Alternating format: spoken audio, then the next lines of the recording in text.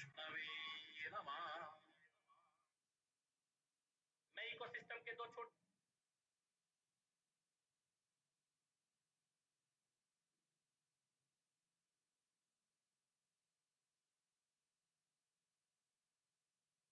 सभी को मेरा नमस्कार।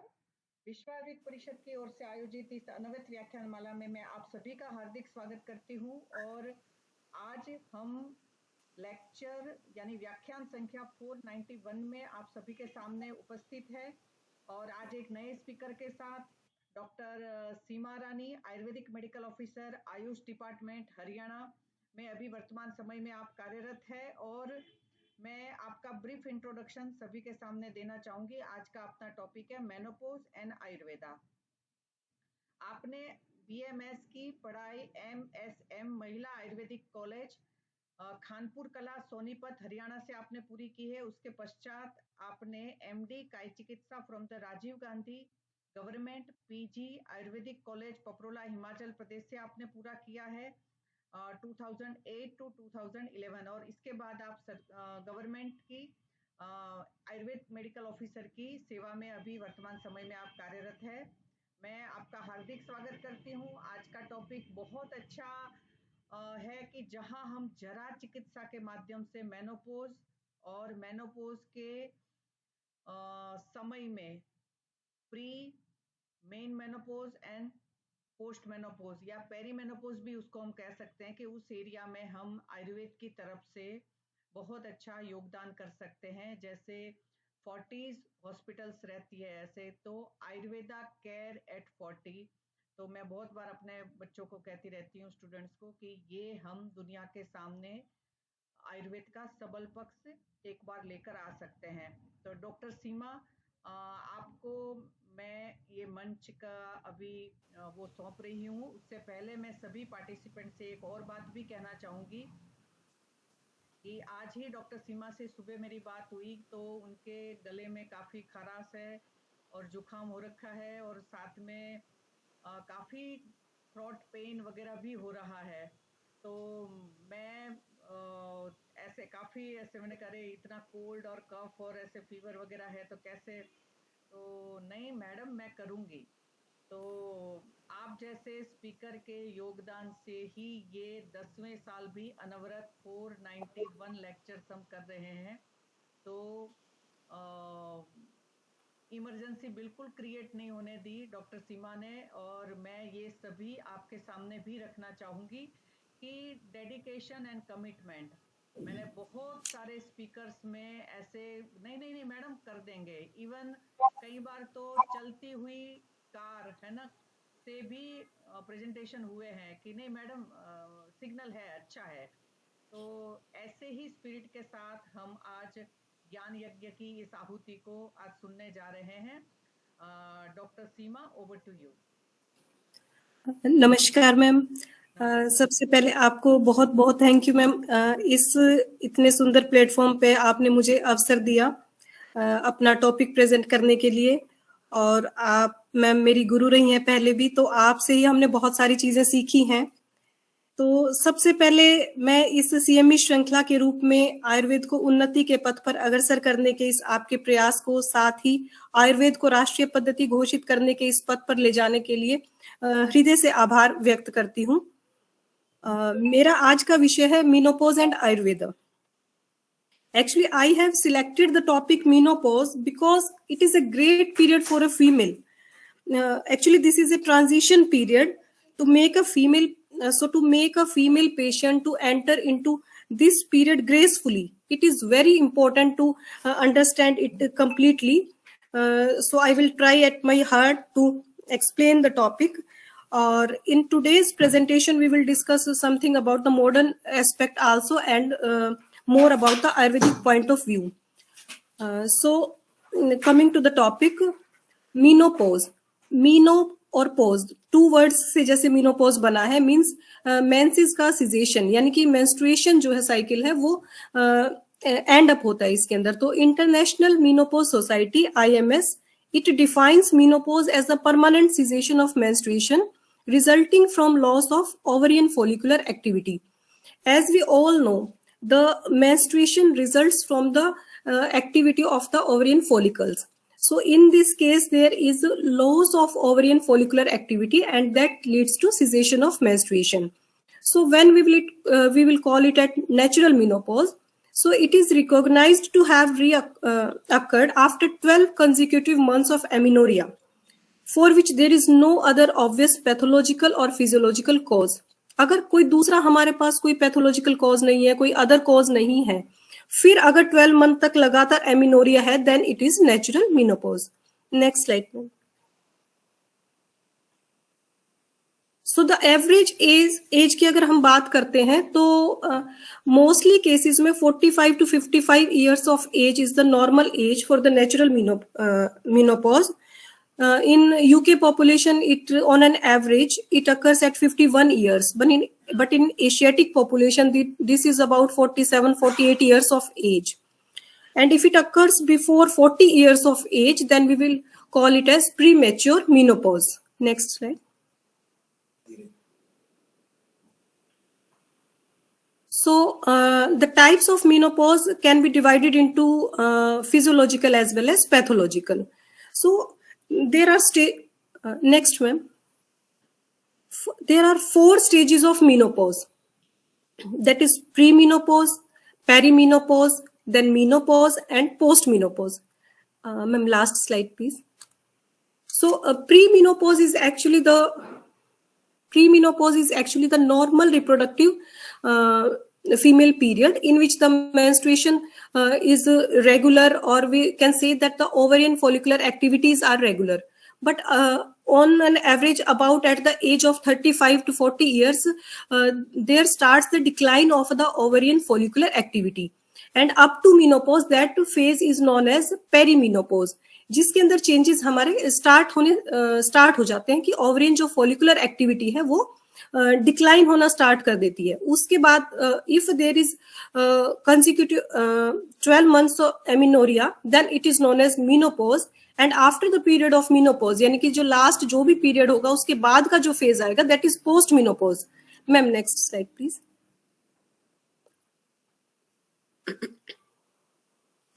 So if we will talk about pathophysiology, then as we have discussed the perimenopause phase, you can say it as climacteric phase. Actually, this is the phase of transition between the active ovarian follicular activity and inactive form of the ovaries. That is the phase of transition, that is known as climacteric. इस phase के बाद क्या होता है कि ovulation जो है वो नहीं होता है. There is no ovulation phase. And if there will be no ovulation, then no corpus luteum will be formed and no progesterone secretion will be there.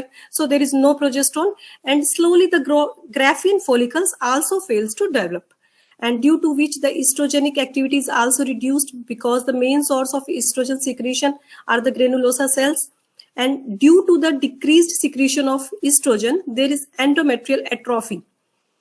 So due to the atrophy of the endometrium, then amenorrhea occurs. And if it occurs for 12 consecutive months, then we consider it as natural menopause. Next slide में. अब हम बात करते हैं clinical features की थोड़ा सा. तो जो मेनोपोजल सिम्टम्स हैं, they are thought to affect around 2/3 of the women. बहुत सारे पेशेंट्स होते हैं जो इसको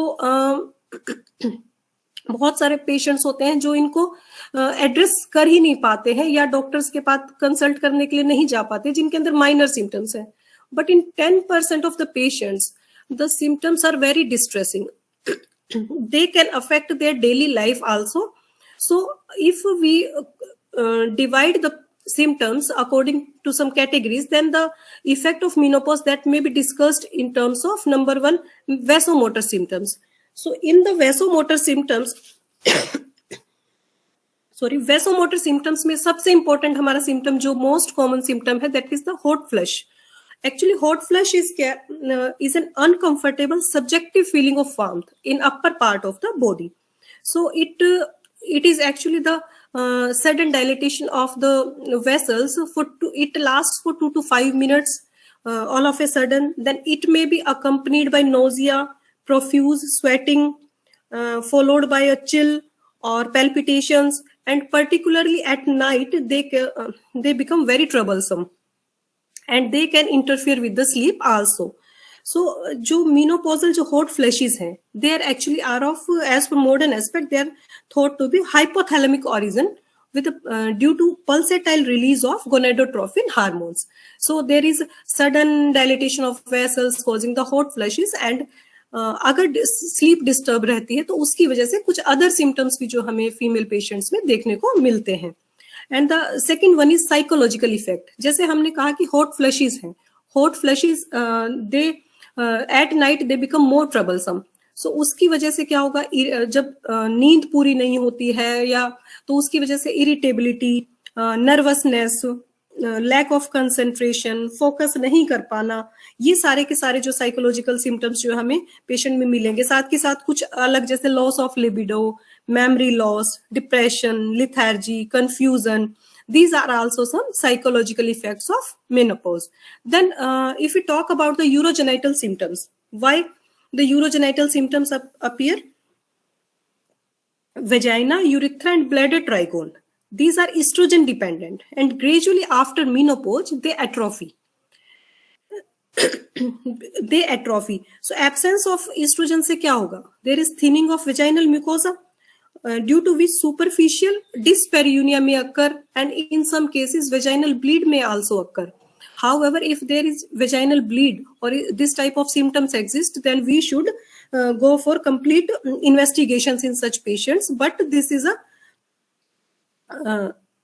a feature which occurs due to the thinning of the vaginal mucosa also, because and other urogenital symptoms include recurrent urinary tract infections in the menopausal or perimenopausal and postmenopausal women specifically, because there is lack of glycogen, as it is estrogen dependent. So if there is estrogen deficiency और estrogen नहीं है तो glycogen का कम होगा, जिसकी वजह से क्या होगा, ग्लाइकोजन का जो ट्रांसफॉर्मेशन होता है लैक्टिक एसिड में, which maintains the pH of the vagina, वो सब डिस्टर्ब हो जाएगा, जिसकी वजह से जो पीएच है वेजाइना की, that will shift to the alkaline pH. जो 4 पीएच होनी चाहिए वो 7 तक जो है वो चली जाएगी, और उसके बाद भी मतलब sorry, and this will increase the risk of infection. That's why due to the change of pH there is increased risk of infection, and recurrent infections are there. और ब्लैडर की अगर हम बात करते हैं तो जो उसकी इलास्टिसिटी है that decreases along with age due to the estrogen deficiency. उसकी इलास्टिसिटी पे इफेक्ट पड़ता है, जिसकी वजह से पेशेंट में सिम्टम्स हमें देखने को मिलेंगे. फ्रीक्वेंट मिक्चुरेशन उसके अंदर होगा, अर्जेंसी ऑफ मिक्चुरेशन होगा, नोक्टूरिया पेशेंट में मिल सकता है, डिसयूरिया पेशेंट के अंदर मिल सकता है. So these are all urogenital symptoms. Then cardiovascular disease की अगर हम बात करते हैं तो ये भी एस्ट्रोजन जो है that has a protective effect on the cardiovascular system. It has protective effect on the lipid profile. High density lipoproteins, that is HDL, they are increased. LDL को lower down करने का काम है. Vascular endothelium पे भी इसका protective effect है. It prevents atherogenesis. So these are lost at menopause. So women get at increased risk of coronary artery disease after the menopause. Then next one is just osteoporosis. Osteoporosis जो हमारी body की normal bone strength को बनाए रखने का काम किसका है, कि if there is a balance between the osteoblastic and osteoclastic activities, osteoblast और ओस्टियोक्लास्ट की अगर उनकी बैलेंस है उनके अंदर तो बोन स्ट्रेंथ बनी रहेगी. But this is also oestrogen dependent. Due to the deficiency of oestrogen osteoclastic activity जो है वो ज्यादा रहेगी. उसको बैलेंस करने के लिए ओस्टियोब्लास्ट की एक्टिविटी उतनी नहीं रह पाती है, जिस वजह से बोन रिजॉर्प्शन स्टार्ट हो जाती है. आफ्टर द एज ऑफ 35 और यू कैन से 40 बोन जो लॉस है वो स्टार्ट होने लगता है. And at the age of menopause वो जो है बोन्स जो है वो वीक होने लगती हैं. सो इन सीवियर केसेस अगर टाइमली उनको ध्यान न दिया जाए तो in future it may lead to severe osteoporosis, and then easily the bones may be fractured. Then some breast disease may also occur as we age, but risk of breast cancer जो increase करता है age के साथ. However, after menopause the rate of increase जो है वो slow down करता है, because जिन patients में delayed मीनोपोज होता है उनमें रिस्क ब्रेस्ट कैंसर का थोड़ा ज्यादा रहता है। Ma'am next slide please.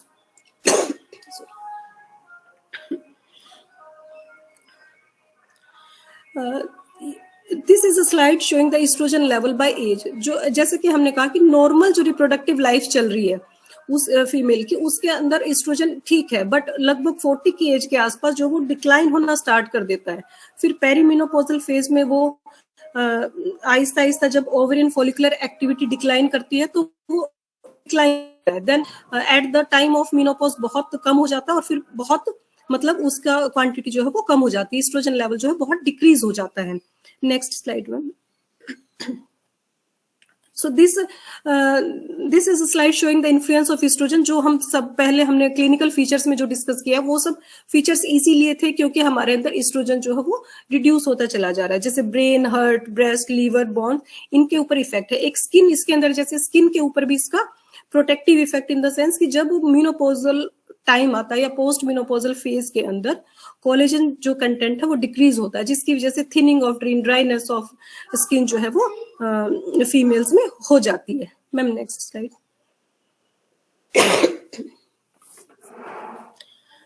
These are the symptoms of menopause.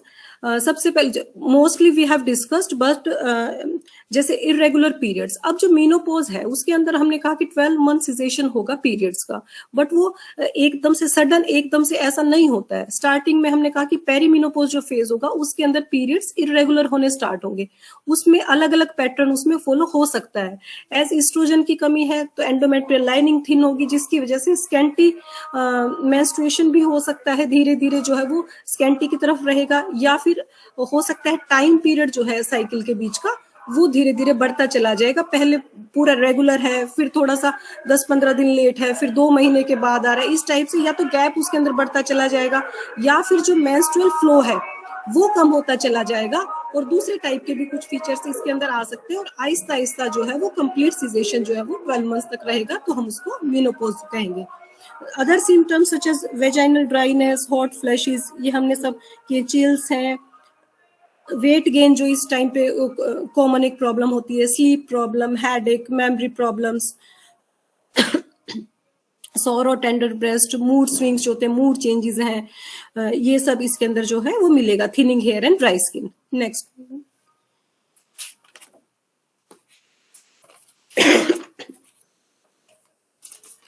So menopause and Ayurveda. अब अगर हम आयुर्वेदिक पॉइंट ऑफ व्यू से बात करते हैं तो आयुर्वेदा में बहुत ज्यादा इसको आयुर्वेद हम रजोनिवृत्ति इसको हम कहते हैं। बहुत ज्यादा डिटेल्स इसका नहीं है, पर जैसे कि हमने एक एज की बात करी कि किस एज पे जाके मेनोपॉज हो रहा है, तो आयुर्वेद में इसका वर्णन है कि मासी मासी रजः स्त्रीणाम रसजम स्त्रीणाम स्रवती त्रयम वासरात द्वादशात ऊर्ध्वम याति 50 शयम। अर्थात 12 से 50 वर्ष की आयु जो है वो नॉर्मल ओवरियन फंक्शन के लिए बताई गई कि 50 वर्ष पे रजोनिवृत्ति जो है इसके अंदर बताई गई है। जैसे हम लाइफ के अगर हम पीरियड्स की बात करते हैं तो चाइल्डहुड, एडल्टहुड और एल्डरहुड, 3 फेजेस में हम इसको डिवाइड कर सकते हैं। जैसे कि संहिताओं में भी कहा गया है कि बाल्यावस्था, युवावस्था और वृद्धावस्था।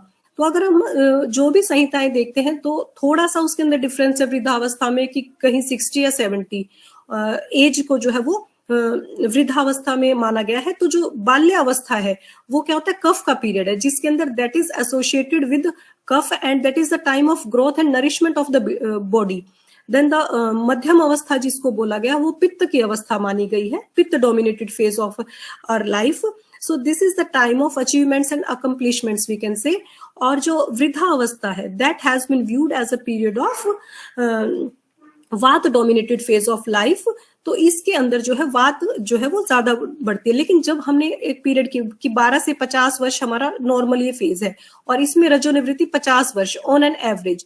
अगर हम ज्यादा भी माने, डिलेड मेनोपॉज भी मानते हैं तो last 54-55 years, but on an average 47-48-50 years is the age of menopause. So this is not exactly the age of वृद्धावस्था। सो कंप्लीटली हम ये नहीं कह सकते कि जस्ट कि भाई वात अवस्था है इसलिए ये हुआ। Actually this is the period of transition from pitta to vata. When you enter menopause you are transitioning into the vata dominated period of your life. हम उसमें ट्रांजिशन कर रहे हैं, बट इस टाइम पे वो वैसे पित्त अवस्था है, मध्यम अवस्था, लेकिन पित्त वात की तरफ लैंड कर रहे हैं, that's why menopause is there. Next slide ma'am.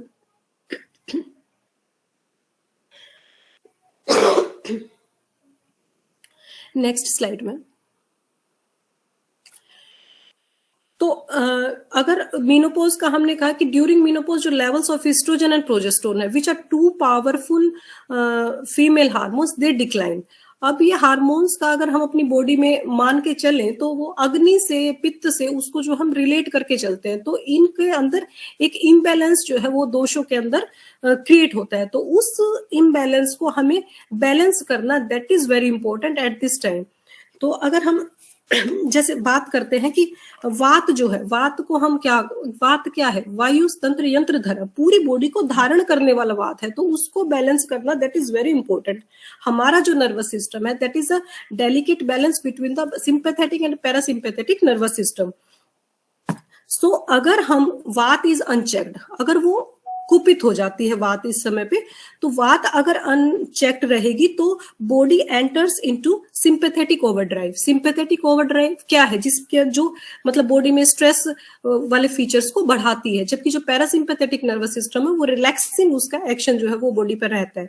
सो अगर वात को कुपित होने दिया या उसको हमने बैलेंस नहीं किया तो body will enter into sympathetic overdrive. इससे कोर्टिसोल लेवल बढ़ेगा, स्ट्रेस बढ़ेगा, बीपी बढ़ेगा, हार्ट रेट बढ़ेगा, ये वाले सिम्टम्स जो है वो पेशेंट के अंदर आएंगे। सो पित्त की अगर हम बात करते हैं, पित्त क्या है? शांति अग्नौ म्रियते, मतलब अग्नि का अपने कोर में रहना बहुत ही, इट इज वेरी इसेंशियल। सो उसको भी हमें बैलेंस करना बहुत जरूरी है। लेकिन ऐसा नहीं है कि पित्त वात में ट्रांजिशन हो रहा है या वो फेस ट्रांजिशन हो रहा है तो हमें कफ को भी इग्नोर नहीं करना है। Kapha is also very important for our body, that does the nourishment of our body parts. So उसको भी हमें डिप्लीट नहीं होने देना है। तो इस केस में हमें तीनों के तीनों जो है मतलब दोषों को अगर हम बैलेंस रखेंगे, so then a female can enter into the menopause very peacefully. So menstrual cycle को और अगर हम बात करें तो मेंस्ट्रुअल साइकिल में क्या होता है कि every month at a regular interval there is letting out of blood. You can say this is a therapeutic rakta mokshana. Therapeutic rakta मोक्षण इसको हम कह सकते हैं। तो रक्त मोक्षण में इसकी वजह से क्या होता है कि जो एक्सेस पित्त है शरीर का वो बाहर निकल जाता है। तो जब हम जैसे पंचकर्मा में रक्त मोक्षण प्रोसेस करते हैं तो उसमें बॉडी से एक्सेस पित्त को निकालने के लिए जो है वो ब्लड लेटिंग की जाती है, रक्त मोक्षण किया जाता है रक्त पित्त व्याधियों के उसमें। तो यहाँ पे हमें नेचुरल जो है वो रक्त मोक्षण हो रहा है, तो इसीलिए जो है बॉडी से पित्त एक्सेस निकल रहा है। लेकिन जब मेंस्ट्रुएशन स्टॉप हो जाता है, सिजेशन ऑफ मेंस्ट्रुएशन, तो हमारा जो नेचुरल जो प्रोसेस है रुक गया, जिसकी वजह से क्या होगा कि पित्त जो है वो शरीर में सर्कुलेट करके डिफरेंट सिम्टम्स को जो है वो क्रिएट कर रहा है। नेक्स्ट स्लाइड में। Pitta traveling in the circulatory system that causes hot flushes, troubled sleep, and in severe cases heart disease also. And the Vata, what Vata does? Vata flowing downwards क्या करेगा? वात का काम है रुक्षता करना। अगर वो बैलेंस्ड नहीं है तो it causes vaginal dryness, in the colon also it causes dryness, due to which constipation में आकर अदर डीपर टिश्यूज के अंदर भी ड्राइनेस करता है। In you can say overall body के अंदर रुक्षता जो है वो उत्पन्न करता है। और high vata can also lead to osteoporosis. वात क्या है? जैसे अस्थि क्षय करने का, अगर सीवियर केसेस में अगर इसको बैलेंस नहीं करते हैं तो सीवियर केसेस में अस्थि क्षय भी ये कोज करता है। सो एलिवेटेड वाता डिस्पर्सेस through out the body, carries away the digestive fire from its place, which leads to difficulty with digestion and overall nutrition. Normal function समान वायु क्या होती है? अग्नि को बढ़ाती है, बट अगर वो कुपित अवस्था में होगी तो वो उसके ऊपर नेगेटिव इफेक्ट डालेगी, जिसकी वजह से हमारे जो नॉर्मल डाइजेशन है, न्यूट्रिशन है, उसके ऊपर इफेक्ट पड़ता है। Next ma'am. सो अगर हम इसको हम अकॉर्डिंग टू द कौन से दोष का वृद्धि ज्यादा है, उसके अकॉर्डिंगली अगर हम मीनोपॉज को करें तो वात, पित्त और कफ मीनोपॉज में हम इसको डिवाइड कर सकते हैं, और उसी के अकॉर्डिंगली हमें इसकी जो है वो ट्रीटमेंट नहीं बोलेंगे, actually this is not a disease, ये एक फेज है, एक पीरियड ऑफ लाइफ है जहां हमें सिम्टम्स को थोड़ा शांत करना है ताकि फीमेल जो है ग्रेसफुली उस पीरियड में एंटर कर सके। सो वात मीनोपॉज की हम बात करते हैं तो वात क्या है? वात रजोगुण बहुल है। तो वात डोमिनेटेड पेशेंट्स के अंदर हमें मानसिक सिम्टम्स बहुत ज्यादा मिलेंगे, नर्वसनेस बहुत मिलेगी, एंजाइटी मिलेगी, पैनिक होगा, मूड स्विंग्स होगा, कभी कुछ मन कर रहा है कभी नहीं कर रहा है, वेजाइनल ड्राइनेस होगी इसके कारण, लॉस ऑफ स्किन टोन, यानी कि वायु का जैसे हमने कहा कि रुक्ष गुण है तो रुक्षता के कारण पूरी बॉडी में वो रुक्षता करेगी, शीत गुण है तो कोल्ड फीलिंग, इरेगुलर साइकिल्स होंगे, constipation, palpitations, pain in body and joint pains.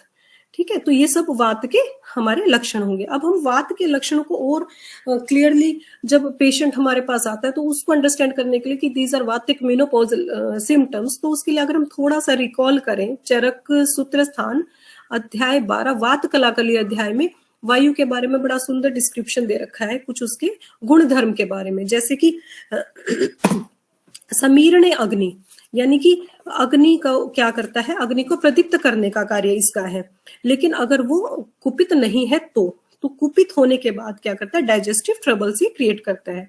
सर्व शरीर धातु व्यू कर, सारे शरीर की धातुओं को व्यू करने वाला, उनको अपने कार्य में लगाने वाला है। तो अगर वो काम कुपित हो जाएगा, अगर वात अनबैलेंस्ड नहीं होगी, in that case circulatory disturbances will be there, जैसे कि पैल्पिटेशंस हो सकते हैं, वैसोमोटर सिम्टम्स हो सकते हैं।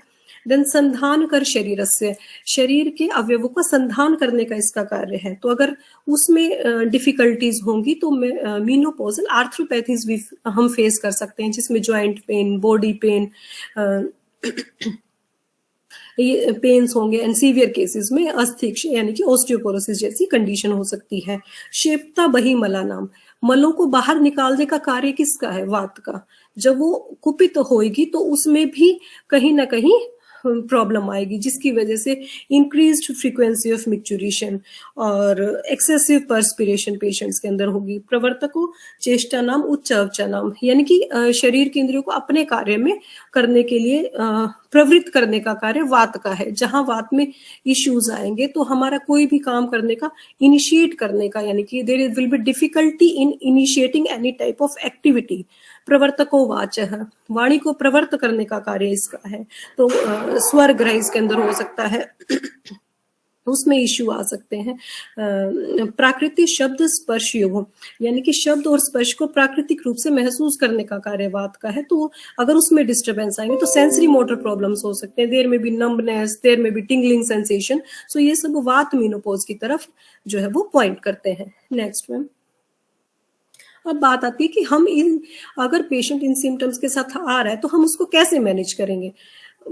सिंपल, जैसे हम दूसरी डिजीज या कुछ भी दूसरी कंडीशन में जो हमारी संहिताओं में बताया गया है कि जहां जिस दोष की वृद्धि है आप उसके, जैसे गुरु रुक्ष शीतो लघु सूक्ष्म चलोत विषद खर, जो भी वात के गुण हैं उसके विपरीत गुणों के प्रयोग करके हमें जो है इसको शांत करना है। जैसे कि अगर वात रुक्ष है तो हमें स्निग्धता बढ़ानी है शरीर में, शीत गुण है तो हमें उष्ण चीजों का प्रयोग करना है। सो increasing the amount of hot food and beverages, regular eating, reducing the consumption of caffeine and other stimulants such as refined sugars and carbonated beverages, going to bed early, जैसे रिफाइंड शुगर्स है या ये cold drinks use कर रहे हैं, ये सब क्या करते हैं? वात को कुपित कर रहे हैं और ज्यादा नर्वस सिस्टम को इरिटेट करेंगे और ज्यादा प्रॉब्लम्स को बढ़ाएंगे। डेली मसाज है। अब अभ्यंग जो है वो वात के लिए बहुत ही अच्छा है। तो एक this should be the habit of the females in this age to do massage according to their prakriti. So practising yoga and meditation, बहुत ज्यादा हैवी एक्सरसाइज हमें नहीं एडवाइस करनी है क्योंकि पहले ही उसके अंदर वात बढ़ा हुआ है। वो योगा प्रैक्टिस करे, मेडिटेशन करे, then regular exercise in a limit according to prakriti and body. So कुछ ड्रग्स भी जो हमें हेल्प कर सकती हैं इस फेज में, they can do wonder such as Ashokarishta, अशोक है, लौद्र है, अश्वगंधा, शतावरी, गुडुचि, ये सब जो है हम यूज कर सकते हैं। नेक्स्ट मैम,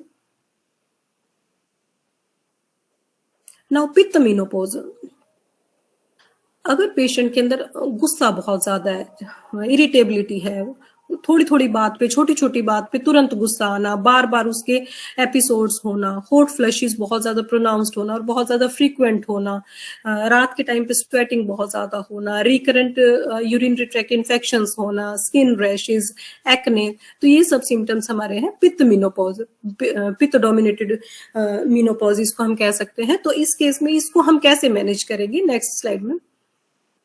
पित्त के जो गुण धर्म है उसके ऑपोजिट गुण धर्म वाला हमें यहाँ पे ट्रीटमेंट या मैनेजमेंट इसमें हम करना है कि हम कूलिंग प्रोडक्ट उसको दें। पित्त की उष्णता को हमें कम करना है, उसकी तीक्ष्णता को हमें कम करना है, तो वाटर का इंटेक बढ़ाना है, जैसे कि कोकोनट वाटर इसके अंदर लिया जा सकता है, स्वीट जूसी फ्रूट्स जो है, वेजिटेबल्स जो है वो हमें इंक्रीज करने हैं, कुछ स्पाइसेस जैसे जो कूलिंग इफेक्ट जिसका है वो हम यूज कर सकते हैं। Avoid hot spicy foods, hot drinks, alcohol, avoid eating late, bed time before 10 PM, daily self massage, but इसमें मसाज थोड़ा सा हल्के हाथ से, और जो कूलिंग इफेक्ट जिन ऑयल का है, जैसे चंदन बला लाक्षादी तेल है, कोकोनट ऑयल है, क्षीर बला तेल है, उनका हम इसके अंदर प्रयोग कर सकते हैं। So practice meditation and other methods of reducing the anger. Pranayama इसके अंदर हम बहुत अच्छा, जैसे शीतली प्राणायाम है, नाड़ी शोधन प्राणायाम है, जिस अनुलोम विलोम जिसको कहें, तो ये चीजें जो है हम इसके अंदर प्रैक्टिस कर सकते हैं।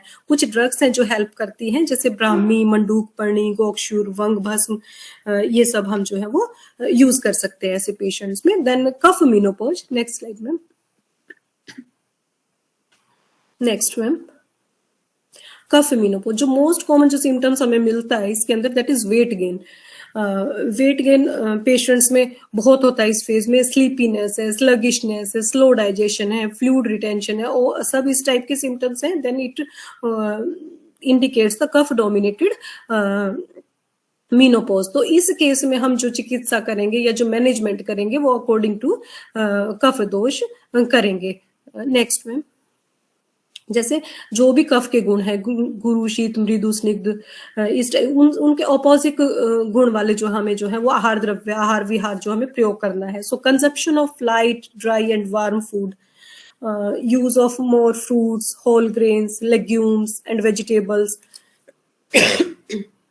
जो उष्णता वाली चीजें हैं, ब्लैक पेपर है, टर्मरिक है, जिंजर है, ऐसे मसालों का हमें प्रयोग करना है। जो भी गुरु चीजें हैं उनको हमें अवॉइड करना है, जैसे कि कोल्ड फूड है, शुगर है, मीट है, चीज है जो मतलब कफ को और बढ़ा रहे हैं। Get up early, have dinner before 6 PM। कुछ ड्रग्स जो हम यूज कर सकते हैं, जटामांसी, अर्जुन, शिलाजतु, शंख पुष्पी, ये हम इसके अंदर यूज कर सकते हैं। नेक्स्ट में, नाउ जो कुछ कॉमन सिम्टम्स की हम बात करेंगे, जो कॉमनली ऑलमोस्ट सब पेशेंट्स में हमें देखने को मिलते हैं, किसी में थोड़ा कम, किसी में ज्यादा। सो उनकी मैनेजमेंट की हम बात करते हैं। सबसे पहले हम बात करते हैं ड्राइनेस। ड्राइनेस क्या, वात के अंदर ट्रांजिशन हो रहा है, तो वात के ये गुण आएंगे कि ड्राइनेस कॉज होगी। वो ड्राइनेस ओवरऑल बॉडी में होगी, स्किन में, वेजाइना में, हेयर में, ओवरऑल बॉडी में। सो ड्यू टू हाई वात, जैसे कि हम बात करते हैं कि हाई वात कंटेंट, एक्चुअली क्या होता है, there is shortening and thinning of vagina, and due to vata, जो वात का रुक्ष कर्म है उसकी वजह से क्या होता है, वहां जो फैट लेबिया में जो फैट डिपोजिशन होती है उसका भी शोषण वहां पे होता है, तो उसकी वजह से जो है वहां पे ड्राइनेस बहुत ज्यादा आती है। तो ऐसे केसेस में अगर पेशेंट हमारे पास इन कंप्लेंट्स के साथ आती है, तो मोस्ट इंपॉर्टेंट उसे हमें दो चीजें बहुत इंपॉर्टेंट है, मॉइस्चर एंड देन हाइड्रेशन, कि भी वो हाइड्रेटेड रहे। ठीक है, liquids intake is very important. दूसरा, मॉइस्चर को मेंटेन करना, हमें ड्राइनेस को दूर करना है तो स्नेहन उसको करना पड़ेगा। स्नेहन इन द फॉर्म ऑफ, इसमें अगर बॉडी में ड्राइनेस कहाँ ज्यादा है, कैसे पेशेंट कंफर्टेबल है, वो चीजें हमें उसको करनी है। जैसे हेड मसाज, पाद अभ्यंग इसके अंदर कर सकते हैं, या ओवरऑल बॉडी मसाज अगर वो मतलब अभ्यंग कर सकते हैं पेशेंट, तो वो वाला शिरो पिचू धारण कर सकते हैं। साथ ही जैसे हमने कहा कि वेजाइनल ड्राइनेस है, तो इसके अंदर योनि पिचू धारण भी किया जा सकता है, जैसे उसको हम एडवाइस कर सकते हैं।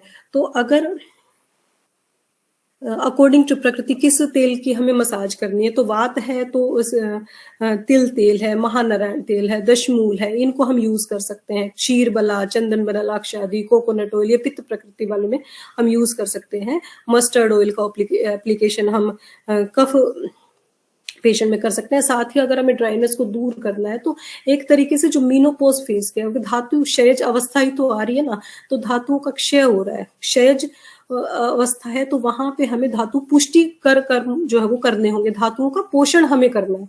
तो पोषण करने के लिए हमें डाइट उस टाइप की देनी होगी ताकि धातुओं का पोषण रहे। मिल्क, घी, ये सारी चीजें जो है वो उनको एडवाइस करनी है। साथ ही दूसरे भी अगर कोई हेतु है जिसकी वजह से शरीर में रुक्षता आ रही है, ड्राइनेस आ रही है, उन सभी हेतु को भी हमें अवॉइड करना है। Next ma'am, mood swings. This is also one of the most common symptoms which are faced by the patients of menopause. तो मूड स्विंग्स में क्या कर सकते हैं कि उसको हम पेशेंट को एडवाइस करेंगे। प्राणायाम है, ध्यान है, मेडिटेशन है।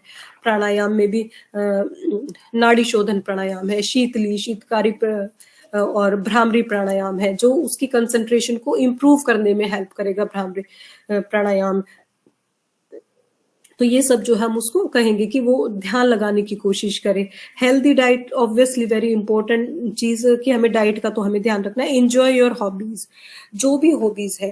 अब इस एज तक अपने आप को इन्वॉल्व रखा घर के सभी कामों में, बच्चों के लिए, उसके लिए कभी अपने लिए समय निकाला ही नहीं। तो लेकिन इस टाइम पे ये एक फेज है कि बच्चे भी थोड़ा बड़े हो जाते हैं और तो अपनी जो भी हॉबीज है उनमें से चाहे कुछ भी हो, बेशक बहुत सारी ऐसी भी फीमेल्स हैं 40-45 के बाद वो एक नया बिजनेस शुरू करती है, नए काम में लगती है और वो सक्सेसफुल भी रहती है। तो अपनी हॉबीज को भी इंजॉय करो, थोड़ा टाइम उसके लिए देंगे तो अच्छा रहेगा। मूड स्विंग्स इसमें उसको फायदा मिलेगा। साथ ही जो आपके रिलेटिव्स हैं, फ्रेंड्स हैं, उनके साथ थोड़ा सा टाइम स्पेंड करना चाहिए जहां से भी आपको पॉजिटिव वाइब्स मिलती हैं। साथ ही साथ माइंड को रिलैक्स करने के लिए shirodhara, takradhara, nasya, these are all very good processes जो हम अडॉप्ट कर सकते हैं। Next ma'am, next then stress. जब हमारी बॉडी कई बार एडजस्ट नहीं कर पाती, एक्चुअली जब पूरा टाइम एक नॉर्मल मेंस्ट्रुएशन चल रहा है, सब कुछ बॉडी में सब नॉर्मल चल रहा है, फिर एकदम से बॉडी में चेंजेस आने स्टार्ट होते हैं, तो कई बार वो एक, और स्पेशली जो प्री मेनोपॉज वाली कंडीशंस होती हैं उन केसेस में स्ट्रेस जो है वो बहुत ज्यादा बढ़ जाता है कि मेरे साथ ऐसा क्यों हो रहा है। दूसरी चीज, स्ट्रेस का कई बार रीजन ये भी होता है कि जब सिम्टम्स आते हैं तो कुछ सिम्टम्स को पेशेंट खुद ही करने लगता है कि मुझे कैंसर तो नहीं हो गया, मुझे ये तो नहीं हो गया। तो वो सारी चीजें, और कई बार बॉडी जब खुद ही मूड स्विंग्स आने स्टार्ट हो जाते हैं या छोटी छोटी बातों पे गुस्सा आना स्टार्ट हो जाता है तो पेशेंट्स के अंदर एक स्ट्रेस लेवल बढ़ जाता है। तो ऐसे टाइम पे जो मोस्ट इंपॉर्टेंट काम है, पेशेंट की काउंसलिंग इज वेरी इंपॉर्टेंट। तो प्रॉपर काउंसलिंग होके कि this is a normal phase of the life, वो हमें बताना है। साथ के साथ जो स्ट्रेस रिलीविंग चीजें हम यूज कर सकते हैं जैसे शिरोधारा है, नस्य है, पाद अभ्यंग है, वो सब हमें जो है वो इसमें हमें यूज करनी है। तो कुछ मेडिसिन जो हेल्प कर सकती हैं यहाँ पे, जो बहुत अच्छा काम करती हैं इसमें, जैसे ब्राह्मी है, ब्राह्मी का यूज हम कर सकते हैं। बलारिष्ट है, जीरकादि अरिष्ट है, सारस्वत अरिष्ट है, गुलकंद है, आंवला की रसायन है, अश्वगंधा है, इनको हम पेशेंट्स में यूज कर सकते हैं। Next ma'am,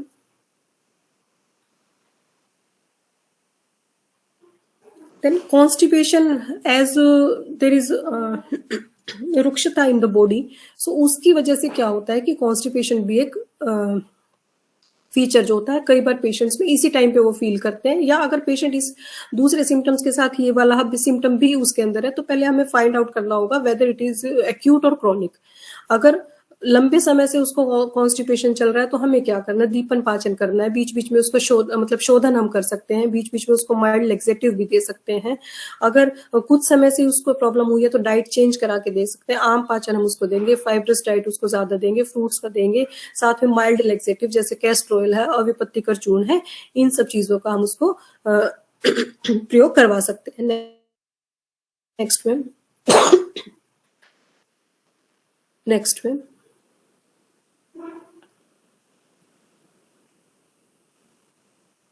bone health very important issue, because जैसे हमने कहा कि bones are our dynamic tissues, मतलब एक पर्टिकुलर एज के बाद थोड़ा सा बोन, मतलब थोड़ा थोड़ा जो बोन लॉस यू कैन से कि वो होने लगता है, अस्थि शोषित आने लगता है।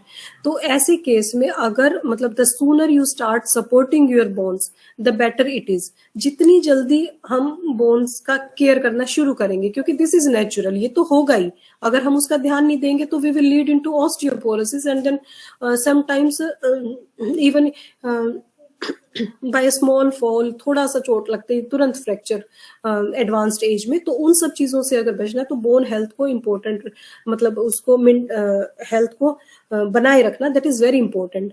सो इसके एक और चीज है कि अगर गट हमारी क्लियर नहीं होगी तो बोन हेल्थ ऑब्वियसली, मतलब पूरी बॉडी की जो हेल्थ है, अगर गट सही है, एब्जॉर्प्शन प्रॉपर है तो वो सही है। तो बाउल मूवमेंट्स को भी हमें हेल्दी रखना है। तो fibre, eat sufficient fibre, drink plenty of water, और एक जो इम्पोर्टेंट है sufficient sun exposure is also important. Daily कम से कम 25-30 मिनट डेली जो है सन एक्सपोजर जो है वो होना चाहिए, ताकि विटामिन डी की डेफिशिएंसी बॉडी में ना हो और बोन्स की स्ट्रेंथ को जो है वो बनी रहे। Then hot flashes, hot flashes जो है हमें यहाँ पे पित्त को शांत करना है, थोड़ा सा उसको बैलेंस करना है। तो प्राणायाम, मेडिटेशन, जैसे हमने पहले भी कहा, जो भी पित्त बैलेंसिंग फूड है वो खाने हैं। पित्त बैलेंसिंग फूड में जो कुछ हमारी जो कल्प्स है, जैसे गुलकंद है, बहुत अच्छा काम करता है, मुक्ता पिष्टी है, प्रवाल पिष्टी है, चंदनासव है, आंवला की रसायन है, ये सब जो है हम यूज कर सकते हैं। Wait maintenance is also important, otherwise जो फैट है बॉडी का वो भी इंसुलेटर का काम, मतलब एक इंसुलेटेड लेयर का काम करेगा, जिससे जो पित्त को बाहर निकलने में इश्यूज आते हैं। Next, UTIs, recurrent urinary tract infections, जैसा हमने पहले डिस्कस किया कि भाई recurrent urinary tract infections they are very common. तो उसको हमें कैसे दूर करना है या होने से बचाना है। तो drink plenty of water, body का नेचुरल जो वो है फिनोमेना, बॉडी के टॉक्सिन्स को निकालने के लिए हमें पानी की मात्रा जो है वो रखनी है। कुछ ड्रग्स हैं जो हम पेशेंट्स में एडवाइस कर सकते हैं, जैसे चंद्र प्रभावटी, वरुणादि कषाय, तृण पंचमूल कषाय, गोक्षुरादि गुकुल, ये सब काफी अच्छा action according to patient, and according to patient we can use these drugs. साथ ही साथ योनि धावन, जैसे पंचवल्कल कषाय, उससे योनि धावन कर रहे हैं, योनि पिचू करवा रहे हैं, तो उससे ड्राइनेस भी नहीं होगी, और साथ ही साथ जो है वो बार बार जो इन्फेक्शंस हो रहे हैं, इन्फेक्शंस में भी उसका काफी है। अब एक बात, अर्ली मेनोपॉज, जो एक कारण ये भी था टॉपिक सिलेक्ट करने का कि भी जब हम आजकल जो पेशेंट्स आ रहे हैं, जैसे नॉर्मल एज हमने बोला कि चलो 45 से 55 दैट इज द हम ले लेते हैं कि एवरेज एज जो है 47, 48, 50 तक जो है वो मेनोपॉज हो रहा है। बट इस टाइम अब जो है ओपीडी में ऐसे पेशेंट्स भी आ रहे हैं 37 की एज में, इवन 35 की एज में भी पेशेंट्स ऐसे आ रहे हैं जो इन सिम्टम्स के साथ आ रहे हैं कि उनको अगर हम पूरा देखें तो वो बहुत जल्दी मेनोपॉज में जो है वो लैंड कर रहे हैं पेशेंट्स। तो in Ayurveda this can be taken as nashta artava और नष्ट पुष्प। तो ऐसे हम इसको मेनोपॉज को हम अवॉइड तो कर नहीं सकते, बस इट फेज को थोड़ा सा प्रोलॉन्ग करने की कोशिश कर सकते हैं।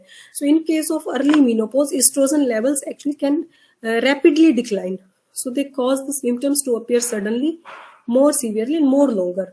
तो उस टाइम पे बॉडी प्रिपेयर नहीं होती कि इतनी जल्दी मेरे अंदर ऐसा कुछ होगा कि भी मेरे पीरियड्स बंद हो जाएंगे, मुझे मेनोपॉज होगा। तो उस टाइम पे उसको हैंडल करना इज वेरी इंपॉर्टेंट। तो सिम्टम्स तो सेम वही जो हमें मेनोपॉज के टाइम पे फेस होंगे, अर्ली मेनोपॉज में भी वही सारे सिम्टम्स होंगे। तो कुछ ऐसे फैक्टर्स जो which can cause early menopause, तो मेडिकल फैक्टर्स की अगर हम बात कर रहे हैं प्राइमरी ओवेरियन इनसफिशियंसी में भी देयर, कोई हाइपोथैलेमिक या पिट्यूटरी ट्यूमर्स हैं, या कोई सर्जरी हुई है जिसकी वजह से ओवरीज या यूट्रस को रिमूव किया गया है, कोई chemotherapy, radiation therapy, cancer treatment, या कोई क्रॉनिक डिजीज या psychiatric disease, these may be the medical factors which are responsible for the early menopause. Now there are some other factors, जैसे लाइफस्टाइल फैक्टर्स है, specially अगर हम बात करते हैं जैसे स्मोकिंग है, ड्रिंकिंग है, सब्सटेंस एब्यूज है, बॉडी पे नेगेटिव इम्पैक्ट तो पड़ेगा। उस टाइम पे हमें फील नहीं होता है जब हम रॉन्ग हैबिट्स को फॉलो करते चले जाते हैं, लेकिन वो इम्पैक्ट बॉडी पे आहिस्ता आहिस्ता वो चीजें होंगी। ठीक है। दूसरी चीज जैसे स्ट्रेस है, टेंशन है, बहुत स्ट्रेसफुल लाइफ लेते हैं स्टार्टिंग से ही लेके, जैसे अब हम देखते हैं मिनार्की जो है वो भी एक कम एज पे जो है वो होने लगी है, पहले के कंपैरिजन में उसकी एज भी कम हो गई है। इसी तरह से मीनोपॉज के केसेस भी थोड़े से कम एज में जो है वो आ रहे हैं। तो उनका कारण क्या है? ये सब कि लाइफस्टाइल फैक्टर्स हैं, stress, tension, lack of exercise, sedentary lifestyle हो गया है, सुबह से शाम तक जो हमारी जॉब है, हमारा वर्किंग स्टाइल है, सब कुछ एक्सरसाइज बहुत कम रह गई है, जिसकी वजह से हम फिर डाइट भी उस हिसाब से हम कैलोरीज को कट करते जा रहे हैं कि भाई क्योंकि एक्सरसाइज है नहीं, डाइजेस्ट होगा नहीं, तो अकॉर्डिंगली हेक्टिक शेड्यूल है, अपने लिए समय नहीं है, भोजन को उस तरीके से हमें करना नहीं है जो हमारे लिए पूरा हमें न्यूट्रिशन दे सके। तो पुअर न्यूट्रिशन है, जंक फूड का मात्रा बढ़ती जा रही है जो बॉडी के ऊपर नेगेटिव इम्पैक्ट डाल रहा है। पोल्यूशन है, लैक ऑफ ग्रीनरी है, इमोशनल टर्मोइल, सोसाइटल फैक्टर्स, कोई लव्ड वन कोई पास हो गया, मतलब कुछ घर में कोई इंसिडेंट हुआ है, तो ये स्ट्रेस जो फैक्टर्स है ये काम करेंगे। साथ ही साथ जेनेटिक फैक्टर भी इसमें कई बार अगर पेरेंट्स में, मदर में उस पर्टिकुलर एज पे हुआ तो जेनेटिकली भी ये कंट्रोल्ड होता है। जिसमें अगर हम बात करते हैं सिम्टम्स की, तो symptoms of early menopause same जैसे इरेगुलर या मिस्ड पीरियड्स होंगे, मे बी हैवियर और लाइटर फ्लो देन यूजुअल।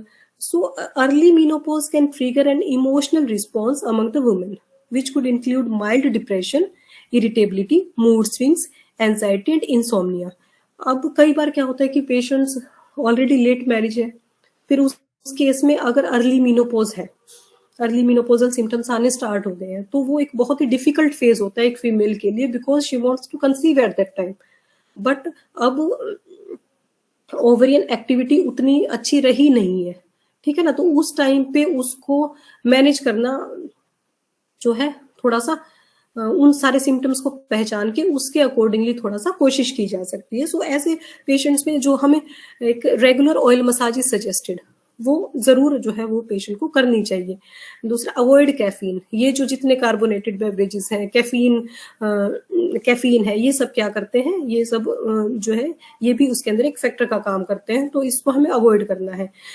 षड रसात्मक आहार का सेवन करना है। Use all the taste food and eat at regular interval. Eat easily digestible, home cooked food only. Moderate exercise is suggested. Practice yoga and meditation. Have a sound sleep. All these factors are very important. So कुछ रसायन drugs हैं जो हम इसमें जो है use कर सकते हैं पेशेंट्स में अकॉर्डिंग टू द प्रकृति of the patients and the symptoms. जैसे कि गुडुचि है, अश्वगंधा है, शतावरी है। शतावरी को स्त्री मित्र कहा जाता है, ठीक है ना, बहुत ही अच्छा रोल है इसका उसमें। कुमारी है, गुग्गुल है, गुलकंद है, कुष्मांड अवले, च्यवनप्राश, दाडिम अवले, होममेड स्नैक्स है। हमें क्या करने, हमें धातु की पुष्टि करनी है उस टाइम पे। धातु पुष्टि अगर हम करने के लिए तो होममेड स्नैक्स भी, लड्डू, खीर, मिल्क, घी, ये सब हम जो है वो यूज कर सकते हैं। जैसे ग्रेसफुल मीनोपॉज की अब हमने, तो हमारा जो मेन टारगेट है कि एक फीमेल जो है that should enter the menopause with a happy mood in a graceful way. So इन चीजों के लिए हमें ईट वात बैलेंसिंग डाइट और टेक केयर ऑफ अग्नि। अग्नि का ध्यान रखना वेरी इंपॉर्टेंट, ठीक है। अग्नि सही है तो धातुओं का पोषण भी सही होगा। Practice pranayama and yoga. और practice pranayama and yoga. Try yoga nidra. योग निद्रा हम पेशेंट को एडवाइस कर सकते हैं। अभ्यंग उसको बोल सकते हैं, जो हम सारी चीजें ये बीच बीच में पहले भी आई हैं। शिरोधारा जो हमारे मेंटल रिलैक्सेशन के लिए बहुत ज्यादा जरूरी है। Hydration is very important. और साथ ही जैसे हमने अभ्यंग की बात करी, ताकि हमारे अस्थियों के अंदर जो विरलता हो सकती है अगर हम उसका ध्यान न रखें तो उसको हमें दूर करना है। तो बहुत सारी चीजें हम यूज कर सकते हैं, जैसे चंदन बला लाक्षादि तेल है, ये सब बोन्स को स्ट्रेंथन करती हैं, तो हमें उनको एडवाइस करना है। साथ में शिरोधारा है, हाइड्रेशन हमें मेंटेन करके रखना है। च्यवनप्राश और अवलेह प्रोडक्ट्स हैं धातु की पुष्टि के लिए, हमें इन सबको ट्राई करना है। Now, last one is every year 18 October is celebrated as World Menopause Day.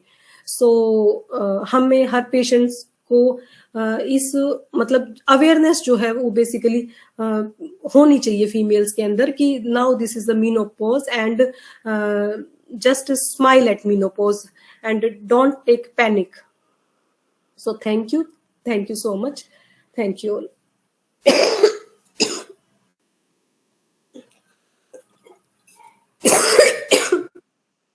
बहुत बढ़िया प्रेजेंटेशन डॉक्टर सीमा। मुझे लगता है कि सारे पॉइंट्स को आपने बहुत अच्छी तरीके से इसमें इंक्लूड किया और बहुत सारे प्रतिभागी, कुछ प्रैक्टिशनर भी है इसमें जो ये काम अपनी प्रैक्टिस में करने के लिए, इसको अप्लाई करने के लिए कुछ सिद्धांतों को उन्होंने गहनता से जाना होगा और ये उनके बहुत उपयोगी रहेगा। Thank you ma'am. जी, डॉक्टर विधि, मैं आपको अनम्यूट कर रही हूँ, आप अपना क्वेश्चन पूछ सकते हैं। हेलो डॉक्टर विधि।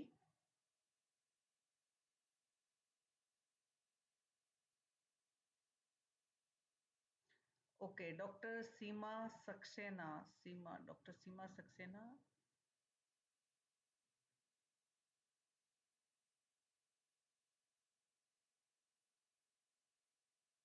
हेलो डॉक्टर सीमा।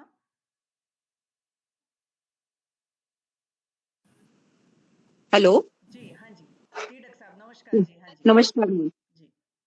मैम बहुत बढ़िया लेक्चर था। मेरी कुछ क्वेरीज है मैम, मैं पूछना चाह रही थी हाँ कि जी। जैसे पोस्ट मेनोपॉज पेशेंट्स हमारे पास आते हैं तो फाइटोज के लिए हर्बल देते हैं, सोया प्रोटीन्स देते हैं और जो मैम ने अभी बताई है मेडिसिन वो भी हम देते हैं पेशेंट को। तो मैम मैं देखती हूँ कि जो पोस्ट मेनोपॉजल पेशेंट होते हैं उनमें एक तो ब्रेस्ट की प्रॉब्लम भी साथ में रहती है। जब वो आती हैं तो ब्रेस्ट टेंडरनेस होती है उनको और कईयों को सिस्ट भी होती है ब्रेस्ट में अल्ट्रासाउंड में। तो ये आफ्टर मेनोपॉज ही देखने को ज्यादा मिलता है। तो अगर पेशेंट को थायराइड नहीं है, कुछ भी नहीं है, कोई मेडिसिन नहीं ले रही है, ब्लड प्रेशर भी ठीक है, डायबिटिक भी नहीं है, तब भी पीरियड बंद होने के बाद थोड़ा सा वजन बढ़ता है, ब्रेस्ट टेंडरनेस होती है और ब्रेस्ट में सिस्ट, फाइब्रोसिस्टिक ब्रेस्ट डिजीज भी अल्ट्रासाउंड में डायग्नोज होती हैं। तो हम फाइटोएस्ट्रोजन देते हैं तो मैम उसको देना कब तक है? क्योंकि ये तो परसिस्टेंस चीज है ना कि आपको मेनोपॉज हो गया तो वो तो अब रहेगा ना लाइफ लॉन्ग, और ये वाली प्रॉब्लम भी रहती है। तो जैसे 45 में मेनोपॉज किसी को हुआ है तो 45 से 55 तक उसके सिम्टम्स मैम वैसे के वैसे ही हैं पेशेंट में, कोई चेंजेस नहीं आ रहे। तो हम कितने साल खिलाएंगे दवाइयाँ, कब तक खिलाएंगे?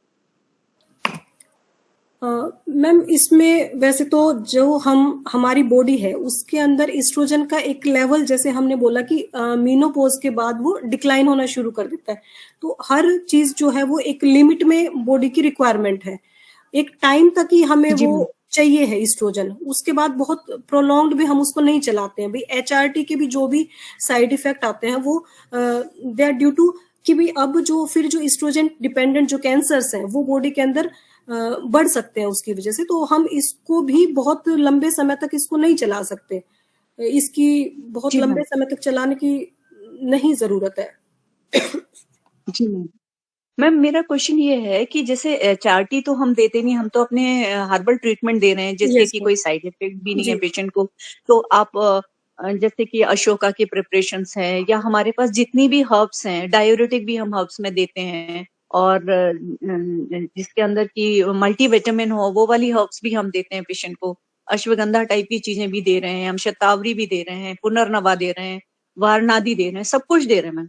इसके बाद हम सोया प्रोटीन भी दे रहे हैं पेशेंट को। तो ये कभी नुकसान नहीं करेगी उसको और जी एज ए हम फूड सप्लीमेंट खाते ही हैं ये सब जी चीजें जी ना मैम। जी मैम। तो अब बात ये है कि वो एस्ट्रोजन लेवल तो आपकी बॉडी का कम होना ही होना है जी हाँ मेनोपॉज जी के टाइम पे। बिल्कुल। जी तो एस्ट्रोजन प्राइम जो फाइब्रॉइड्स होते हैं, चाहे ब्रेस्ट में हो चाहे यस मैम। यूट्रस में हो कहीं भी हो, तो उसका होने का तो सवाल ही नहीं उठता, हाँ जी हाँ जी। बिकॉज आपकी बॉडी में ऑलरेडी उसका लेवल डाउन है। तो ये रिस्क तो उसमें होगा ही नहीं ना मैम। जिसके अंदर ये जी रिस्क होगा उस पेशेंट को ये वाले सिम्टम्स ही नहीं आएंगे कि वो हाँ हमारे जी पास ये सिम्टम्स लेकर आए। जी अपोजिट होगी ना दोनों चीजें। तो अब मैं जैसे मेरे पास पेशेंट है तो उसको मैं दे रही हूँ 4-5 महीने तो हो गए मेडिसिन लेते हुए।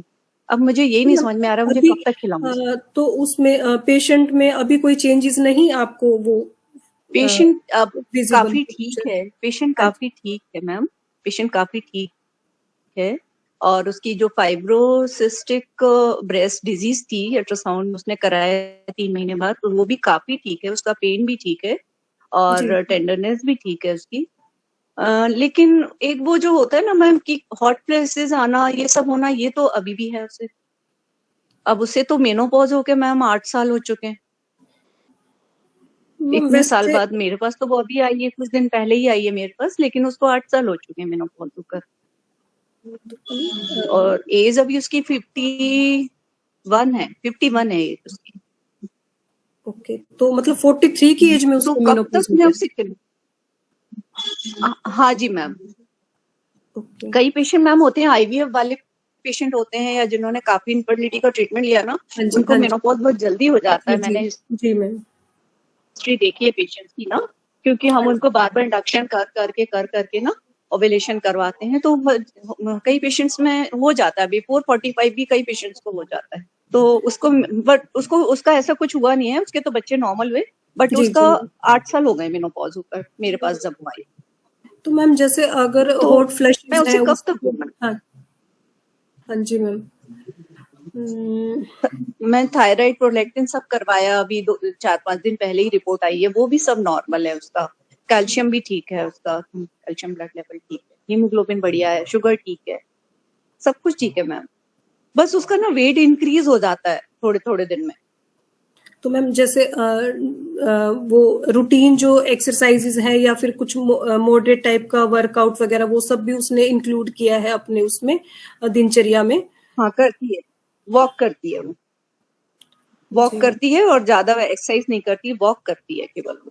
हाँ जी, हाँ जी मैम। फाइटोस्ट्रोजन कब तक देना है मैम? हमारे ये जो सिरप्स होते हैं अशोका या दशमूला, इस तरह के जो सिरप होते हैं, ये कभी नुकसान तो करते नहीं मैम किसी को, पर अब वो इतनी रेगुलर है कि आके बैठ जाती है वो 10 दिन में जब मेडिसिन खत्म होती है। तो मेरे पास बहुत बड़ा क्वेश्चन है, कब तक उसे दवाइयां दूं मैं।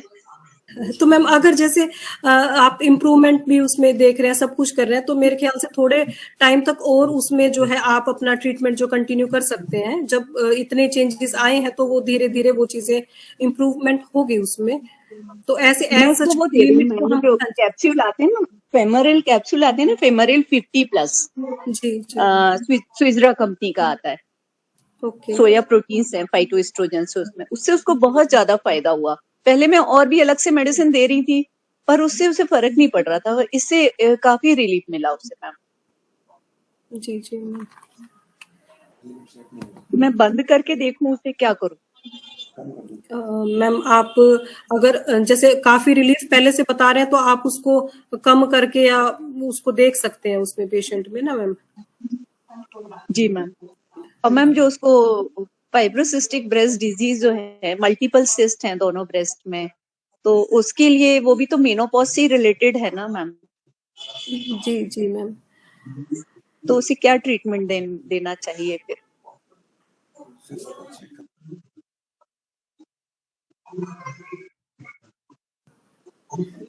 मैम मुझे I will have to think over it actually. जी कोई बात नहीं मैम, नेक्स्ट टाइम जब भी कभी जी, बताइएगा प्लीज। जी मैम। जी डॉक्टर सीमा और डॉक्टर सामने भी डॉक्टर सीमा सक्सेना है, दोनों ही सीमा है। और मुझे लगता है कि जी इस मैम। बार इनका है ना पंचकर्म करवा लीजिए आपके पेशेंट का। जी मैम। हाँ जी, एक बार अगर जैसे अभी मार्च महीना है, वमन हो जाता है, तो हो हाँ जी। सकता है कि हॉट फ्लैशेस वगैरह एक बार बिल्कुल ठीक हो जाएंगे।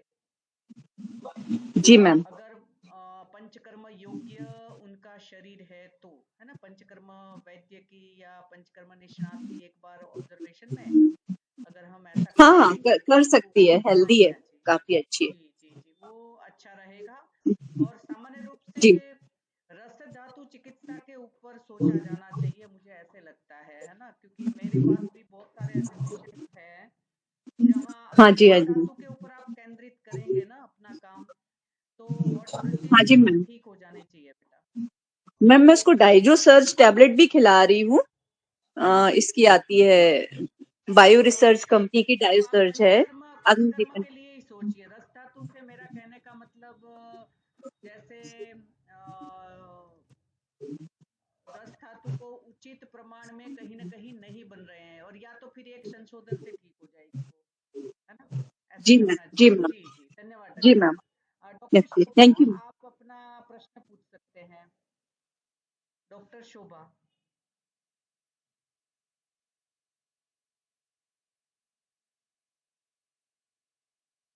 हेलो डॉक्टर शोभा।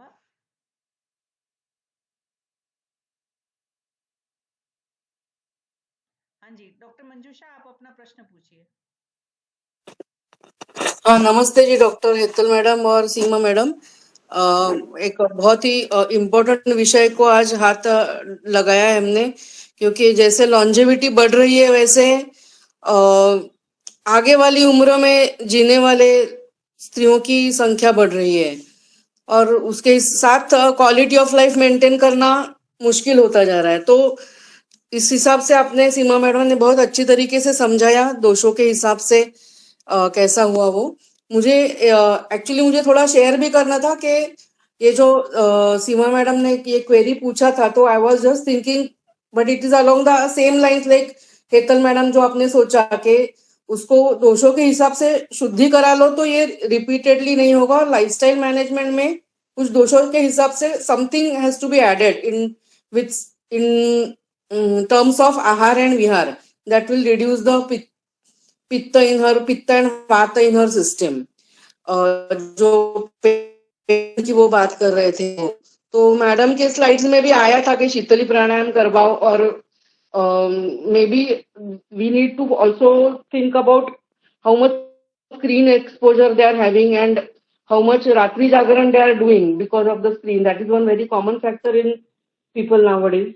तो ये कोई लाइफस्टाइल चेंजेस कर, और मैडम के स्लाइड में गुलकंद प्रवाह गुलकंद इज नॉट अ वेरी मतलब तीक्ष्ण वीर्य की औषधि जैसे नहीं है, या बाकी औषधियों जैसे नहीं है कि वो हम कितना खिलाए ऐसा हमें प्रश्न पड़े। तो ऐसा कोई अगर चीज हम उसके इसमें ऐड करें आफ्टर द प्रॉपर शोधन, देन समथिंग दैट विल, अगर वो पैतृक लक्षण दिखा रहे तो आहार में मुनक्के जैसे भी चीजें हम दिला सकते हैं, जिससे कि नित्य उसका विरेचन होता रहे और दोषों का संचय ही ना हो, तो हम उसे औषधियों के बगैर भी मैनेज करने में सफलता हमें आएगी। और जो उन्होंने फाइब्रोसिस्टिक कहा था, तो वो भी तो ईस्ट्रोजन डिपेंडेंट ही है। So even when we are giving phytoestrogens, it will be supporting that disease. It may support like estrogens, that will also be supported, मतलब तो फाइटोइस्ट्रोजन के बगैर, ये जैसे मैडम ने कहा कि रस धातु पे फोकस करना है, तो रस धातु को शुद्ध करने वाली तिक्तरस की दवाइयां या तिक्तरस प्रधान घृत, इनका इनकॉर्पोरेशन हम कर सकते हैं। पित्त शामन भी हो जाएगा उससे, और जो कुछ भी अगर पित्त साम निराम दोनों तरीके का है और कफ पे भी काम करने वाला ये तिक्तरस होता है, इस हिसाब से हम उसे यूज कर सकते हैं ये आफ्टर द प्रॉपर शोधन। ये मुझे जस्ट कहना था मे बी। एंड इवन रक्त मोक्षण done from the cubital fossa, अगर आप ये ग्रंथि इस हिसाब से सोचे तो तृतीयम रक्त मोक्षणम ग्रंथि की चिकित्सा में कहाँ है। So it may not be a proper ग्रंथ, they are cystic fibrocystic changes में ग्रंथि हो ही ऐसा नहीं है, लेकिन जैसे सोनोग्राफी में बता रहे तो रक्तमोक्षण from the cubital fossa will also help in removing the संचित दोषास फ्रॉम दैट प्लेस, ऐसा अनुभव में आता है। So this is something I wanted to share in relation with the case that she explained, she was enquiring about.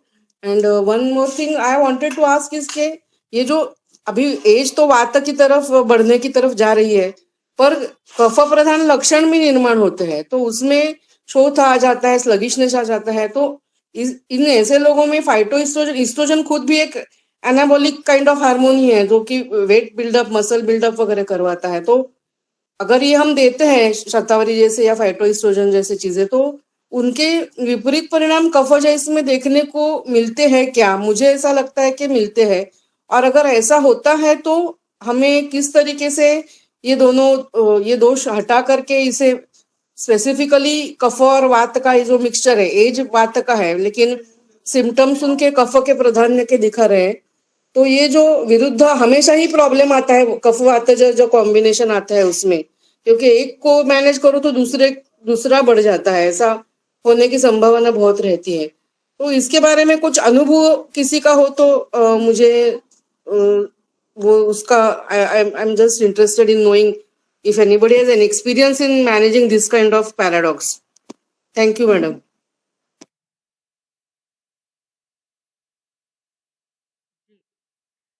Doctor Seema. हाँ जी ma'am, जैसे मैम ने बोला कि कफज अगर लक्षण उसके अंदर है, एक्चुअली अगर हम इस तरीके से देखें कि हमें बॉडी के अंदर एस्ट्रोजन बढ़ाना है और हम फाइटो एस्ट्रोजन वाले जो औषधियां हैं उसको देंगे, तो उसको और हम कोरिलेट जरूर करते हैं कि भाई हमारी बॉडी के अंदर एस्ट्रोजन कम हो रहा है, सो फाइटो एस्ट्रोजन वाले मेडिसिन हम दे रहे हैं पेशेंट को। बट अगर हम प्योरली अपने आयुर्वेदिक कंसेप्ट से अगर हम देखें तो अगर वात पित्त कफ के अकॉर्डिंग जिस दोष की शरीर के अंदर वृद्धि हो रही है, तो उस दोष के अगेंस्ट हम सिर्फ उस हिसाब से अगर देख के मेडिसिन देते हैं पेशेंट को, तो मेरे ख्याल से दैट वो मतलब चीज, क्योंकि दोनों को अगर हम मिक्सअप करेंगे तो फिर हम शायद वो चीज नहीं हो पाएगी। और एक चीज जैसे मैम ने बोला कि बहुत ज्यादा मेरा इस ऐसे पेशेंट्स में बहुत ज्यादा ऐसा एक्सपीरियंस नहीं है कि भी मैंने ऐसे करे हूं, बट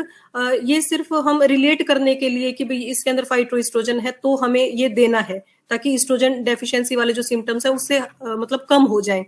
तो ये सोच कर ना दें, बल्कि इस हिसाब से दें कि कफ अगर बढ़ा है तो हमें कफ को कफ के गुणों से ऑपोजिट गुण वाले अंश कल्पना को देखें, या उनके कौन कौन से गुण किसका बढ़ा हुआ, उसके हिसाब से अगर ड्रग का सिलेक्शन होगा तो मेरे ख्याल से वो इफेक्टिव रहेगा। Okay madam, thank you so much. बहुत बहुत धन्यवाद डॉक्टर सीमा।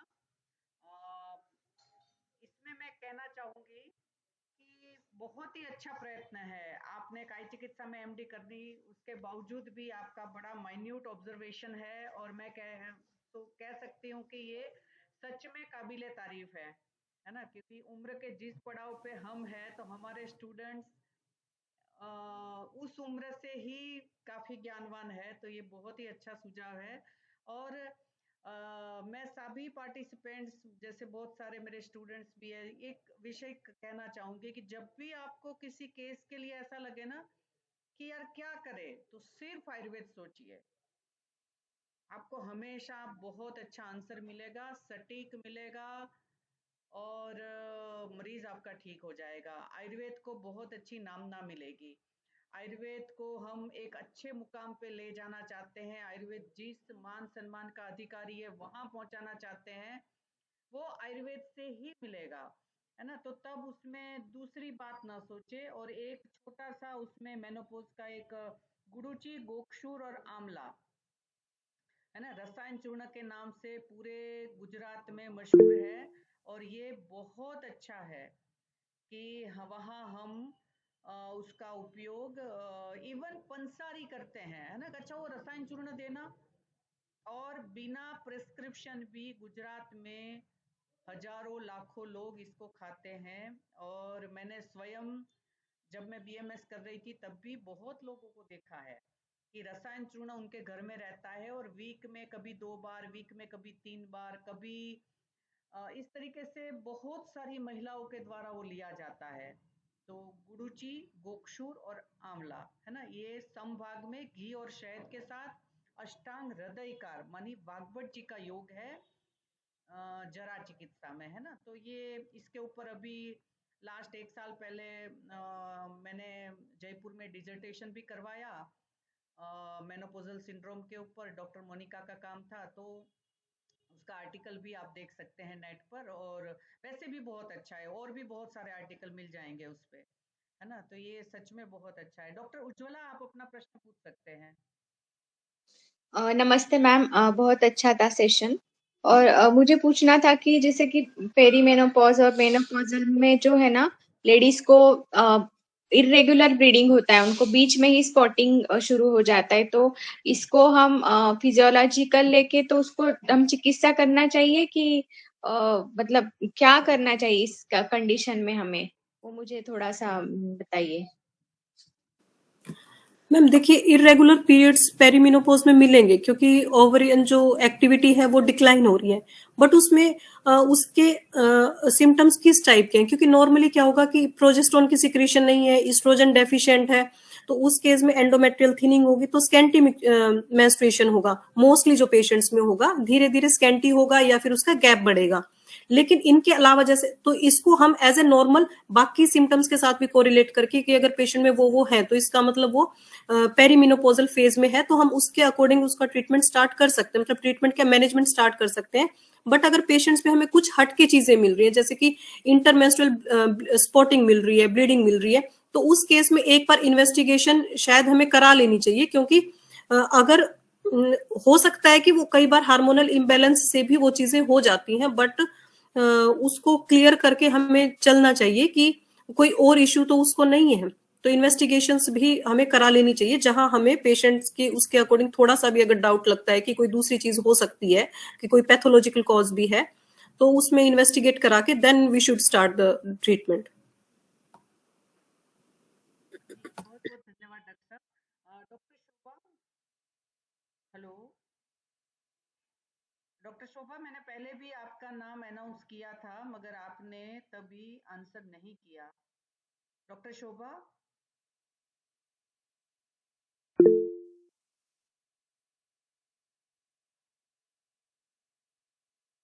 ओके। डॉक्टर उज्ज्वला, बहुत बहुत धन्यवाद। डॉक्टर मंजूषा करकरे, आपने भी बहुत अच्छा उसमें सुझाव दिया, बहुत अच्छा अपना एक्सपीरियंस भी हम सबके साथ बांटा, तो बहुत बहुत धन्यवाद। डॉक्टर सीमा सक्सेना जी, आपका भी बहुत बहुत धन्यवाद। Doctor Ujjwala, doctor Chandrakala, doctor Shantala, सारे बहुत बढ़िया आप हमारे व्यूअर्स हैं, और कहीं ना कहीं इसको बहुत अच्छा एक मुकाम पे ले जाते हैं डिस्कशन के माध्यम से भी, तो एक बहुत ही अच्छा लगता है। डॉक्टर आरोग्यम आयुर्वेदा के नाम से किसी ने ज्वाइन किया है, आप अपना प्रश्न पूछ सकते हैं, नाम से ज्वाइन करें तो बेटा आगे से अच्छा रहेगा जी।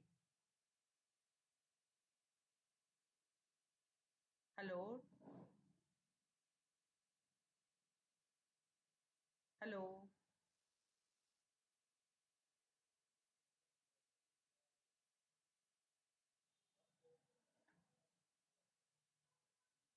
हेलो डॉक्टर सबीना, आप अपना प्रश्न पूछ सकते हैं। बेटा मैंने तो यहाँ से आरोग्यम आयुर्वेदा को अनम्यूट किया है, मगर अब नहीं हो रहा है, तो आप है ना मेरे साथ हेलो मैम। कनेक्ट हेलो कीजिए। मैम, नमस्कार। हाँ जी बताइए। नमस्कार मैम, मैं डॉक्टर जसबीर हूँ मैम। वो क्या होता है कि ना, ये आरोग्य आयुर्वेद गूगल के अकाउंट से है ना, तो वहां पर ये नाम फिल है तो यही आ जाता है, इसलिए मैं अपने नाम से ज्वाइन नहीं कर पाती। जी पूछिए अपना प्रश्न। हाँ जी मैम, मैं ये कहना चाह रही थी कि जो मैम सीमा मैम बोल रहे थे ना कि हॉट फ्लैशेस में हमें और क्या देना चाहिए, तो मैम मैंने अपनी एक पेशेंट को जो विटामिन B12 है ना, उसके वो दिए थे सप्लीमेंट, तो उससे उनको उस हॉट फ्लैशेस में बहुत फायदा हुआ था मैम। साथ में मैंने मीनोसैन दिया था। जी बेटा। तो मतलब कि ये एक्सपीरियंस रहा था, तो मुझे लगा कि जैसे आजकल हम इस बारे में भी हमें ध्यान देना चाहिए कि सबका ज्यादातर विटामिन डी, विटामिन B12 कम ही होता है, तो अगर हम वो भी थोड़ा सप्लीमेंटेशंस करें तो उससे भी पेशेंट को फायदा होता है। और जहां तक मैडम कह रहे थे कि हमें कब तक देना चाहिए, तो इसमें ये रहता है ना कि जब तक पेशेंट को रिलीफ नहीं हो जाता तब तक हमें मेडिसिन देना ही होता है। और उसमें अगर जो योग आप दे रहे हैं, अगर उनसे आपको सेटिस्फाई रिजल्ट नहीं मिल रहा है, तो मतलब कि हमें योग की कल्पना चेंज कर लेनी चाहिए, या हमें जैसे गुरुची मैडम ने बोला वो कफ और पित्त दोनों को हरता है, तो जैसे यहाँ पे उनका वेट बढ़ जाता है और हॉट फ्लैशेस हैं, तो कफ और पित्त दोनों है, तो गुड़ूची का हम इस्तेमाल कर सकते हैं। जैसे मैडम जो दे रहे हो आप चीजें, आप उनमें से किसी और दूसरी ड्रग्स को चूज करें जो आपको फायदा इनमें देंगे पेशेंट को। जी धन्यवाद डॉक्टर जसवीर। डॉक्टर सबीना, आप अपना प्रश्न पूछिए।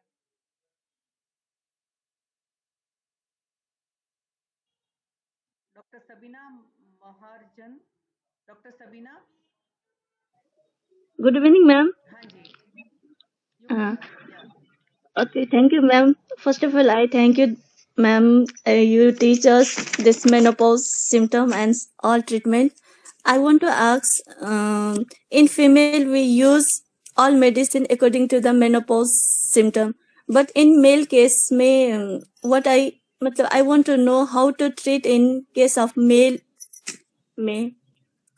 Because in my father sometimes she has also like a angriness, sometimes hotness, ऐसा भी symptom होता है. So I just know how to treat in case of male में. मैम कौन से सिम्टम्स आपने बताए मेल्स के लिए? प्लीज एक बार मतलब एक बार क्वेश्चन रिपीट कीजिए अपना. मैम मेल के केस में I want to know how to treat, मतलब you just in case of male में जो सिम्टम होता है like hot fresh, angriness, like ma'am देखिए, जो हमने फीमेल में तो एक मेनोपॉज की बात करी कि मेनोपॉज के सिम्टम्स की बात करी. अगर मेल्स में आपको कोई भी ऐसा मिल रहा है तो हम बॉडी के अंदर 3 दोष है हमारे, वात पित्त कफ, तो उसके अकॉर्डिंग और धातु दुष्टि, तो वही सब सोच के कि भाई हमें पित्त की दुष्टि है तो पित्त का शमन करना है, या रक्त धातु की अगर दुष्टि है तो उसके अकॉर्डिंग जो हमें ट्रीटमेंट जो वो सिलेक्ट करना होगा, या फिर जो दूसरे सिम्टम्स उसके साथ एसोसिएटेड है अकॉर्डिंगली हमें देखना होगा कि दोषों की अवस्था क्या है उस समय पर, और उसके अकॉर्डिंग हम अपनी संप्राप्ति अगर बना सकते हैं. मतलब क्योंकि आयुर्वेद में भी है कि भाई हर डिजीज का नाम हमारे यहाँ मेंशन नहीं है, बट हमारा शरीर तो त्रिदोष और सप्त धातु इनसे निर्मित है, तो उसमें हमें कहाँ दुष्टि दिखाई दे रही है उसके अकॉर्डिंग हमें ट्रीटमेंट प्लान करना होगा. सो इन केस ऑफ मेल में बात डोमिनेंट हो तो अकॉर्डिंग टू द बात सामक द्रव्य we can give them.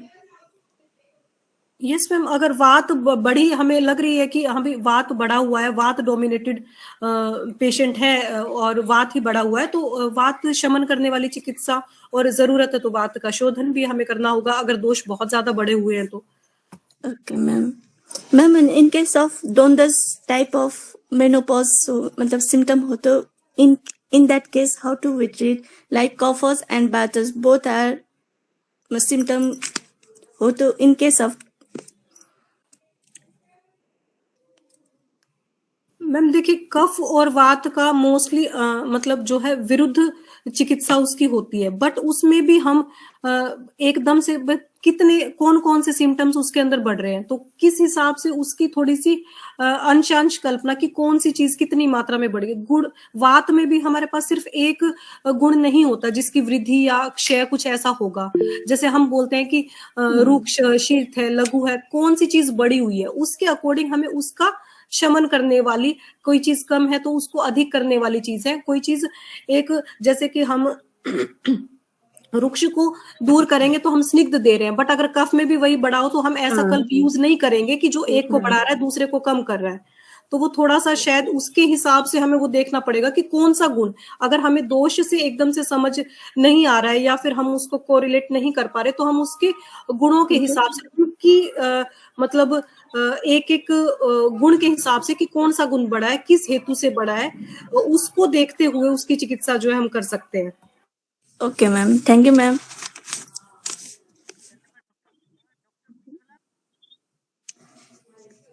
Ji ma'am, मुझे वो एक हॉट फ्लैशेस के केस में बोलना था. जैसे आपने बताया ना, कामिनी धीमान मैडम है, वो भी दिल्ली से है, तो वो गायनेक के बहुत अच्छे से प्रैक्टिस है उनका मैम का. तो वो हमेशा मेनोपॉजल वुमन में रसायन चूर्ण चलाती ही है, उन्होंने बोला ही है. और फिर उसको जैसे अकॉर्डिंग टू जैसे कि ऑस्टियोपोरोसिस है, और फिर दूसरा है कि अस्थिक्षय, तो वहां पे वो प्रवाल पिष्ट के साथ देने के लिए बोलती है.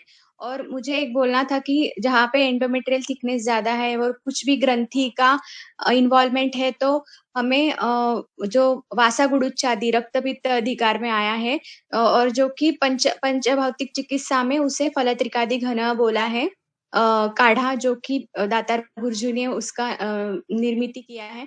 तो उन्होंने भी वही कि जब आप यकृत को ठीक करेंगे, रक्तवाह संस्था को ठीक करेंगे, तो बाकी रक्त की संस्था भी ठीक हो जाएगी। जो रक्त की विकृतियाँ हैं वो भी ठीक हो जाएगी। तो बहुत सारे रक्तवाह जैसे कुष्ठ के इसमें या फिर जहाँ पे मेनोपॉज़ल सिम्पटम्स है या फिर हॉट फ्लशेस है, जहाँ पे एंडोमेट्रियल थिकनेस ज़्यादा है, कहाँ पे ग्रंथियाँ हैं, वहाँ पे वासागुडुचादि बहुत लंबे समय तक जिसको कि फलत्रिकादि घन भी बोला है, जहाँ पे उसमें कुटकी है, त्रिफला है, भूनिम्ब, निम्ब ये जो कंटेंट है तो वो बहुत अच्छे से कार्य करता है। और वासा उसका मेन कंटेंट है जो कि उष्णता कम करने में बहुत ही हेल्पफुल है, जो कि रक्त पित्त अधिकार का प्रधान द्रव्य है, अग्रय द्रव्य है। तो वैसे भी आप हम सोच सकते हैं और मैंने ट्राई भी किया है पेशेंट में, जो वासागुडुचादि बहुत लंबे समय तक उसका साइड इफेक्ट भी नहीं होता है, क्योंकि जब तक आपका रक्तवाह संस्थान ठीक नहीं होगा यकृत, तब तक बाकी का कुछ भी ठीक नहीं होगा। ये मुझे जो कहना था मैम। धन्यवाद। बहुत-बहुत धन्यवाद डॉक्टर उज्ज्वला। जैसा कि मैंने पहले भी बहुत बार बताया है कि ये मंच अपने एक्सपीरियंस यहाँ आप आकर बांट सकते हैं, जिससे ये ज्ञान यज्ञ और भी समृद्ध हो जाता है। तो बहुत ही अच्छा लगा डॉक्टर उज्ज्वला, आपने अपना चिकित्सकीय अनुभव यहाँ साझा किया। और डॉक्टर सीमा सक्सेना, अगेन आपने हैंड रेस किया है, आप पूछ सकते हैं। Hello hello.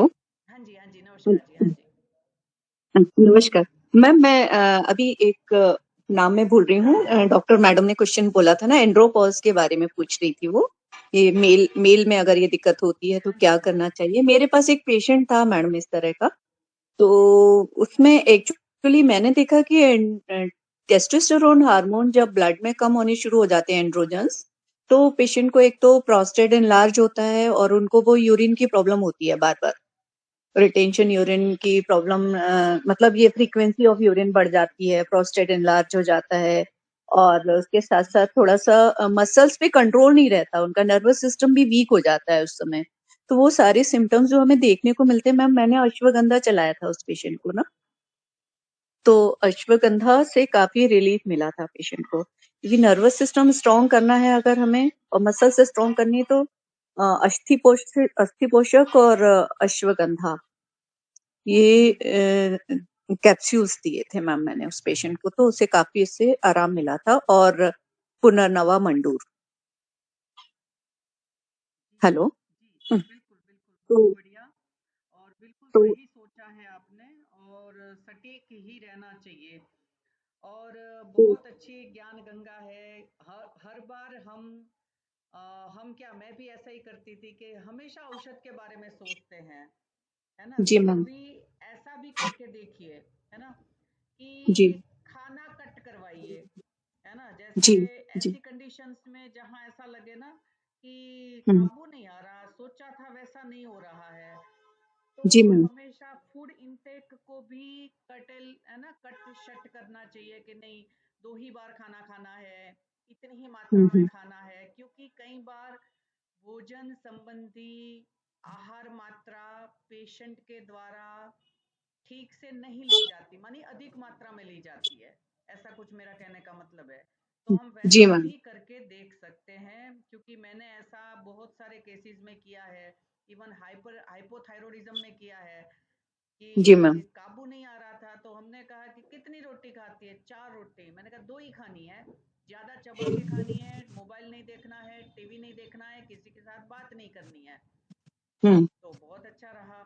बहुत सारे हम्म। लोग सब्जियां बहुत खाते हैं, अरे अच्छी होती हरी सब्जियां मैडम, मैं 4 कटोरी खाती हूँ। मैंने कहा नहीं बेटा, एक ही कटोरी मिलेगी, 4 नहीं मिलेगी, है ना? हम्म। तो उस हिसाब से भी, यानी एवरी टाइम दवाई देना सॉल्यूशन नहीं होता, है ना? मैडम एक बात और कभी पूछना चाह रही किसी थी मैं। इससे भी हो सकता है जी।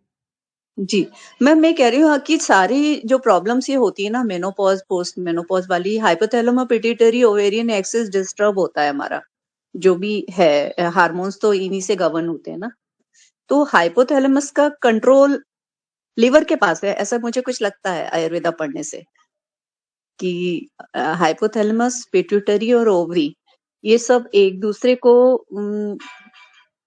हार्मोन्स सिक्रीट करने के लिए स्टिमुलेट कर रहे हैं, फिर नेगेटिव फीडबैक आ रहा है, पॉजिटिव फीडबैक आ रहा है, बट हाइपोथैलेमस को कहाँ से इंस्ट्रक्शन मिलते हैं कि आपको क्या करना है?